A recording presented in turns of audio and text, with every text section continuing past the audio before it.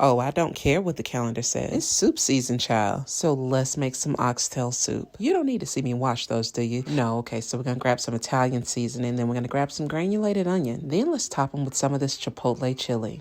Child, not those little bitty holes. Open it all the way up so we can season it really good. Once we get that on there, then we're going to go in with some of this Jamaican jerk seasoning. Then let's go in with some of this beef bouillon. Yeah. That's right. Then you can go in with a little bit of pepper. Oh, and for the little Twitter thumbs in the back, ready to light me up in the comments, I'm going to hold your hand and look you in the eyes when I say this. Just because it's a lot of seasoning does not mean it's a lot of salt, okay? Now let's go in with some cilantro paste, some Saison.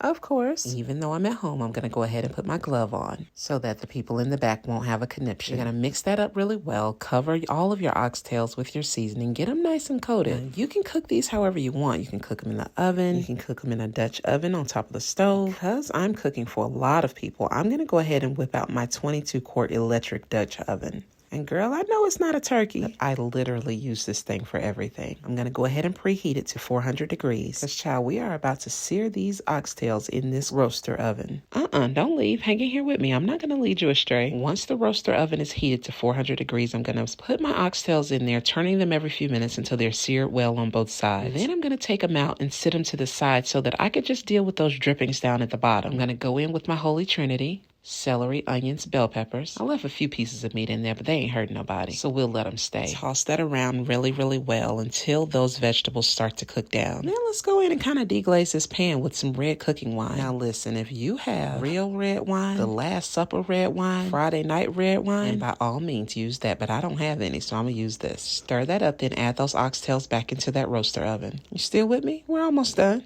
I told you I would not lead you astray. Now let's go ahead and add some beef broth. Not too much, you just want enough to cover your oxtails. Because although we seared them earlier, they did not cook all the way through. Now girl, you know we're going to add some washer sauce. And don't ask me how much, just do it until your ancestors tell you to stop. I'm going to cover that up and let it cook on low for about an hour and a half. After about an hour and a half of that meat cooking, we're going to go in and add some root vegetables. Let's get some carrots and some potatoes in there. Whatever kind of potatoes you like, it's your soup, not mine. Now let's go in with some diced tomatoes and some tomato paste. Turn your head while I scrape this out with a plastic knife. You already know we don't have utensils. And you already know why. And then we're going to be a little fancy and add a couple bay leaves in there. Then we're going to cover that up and let it cook for another hour. That's it. That's all. Thanks for watching. See you next time. Bye.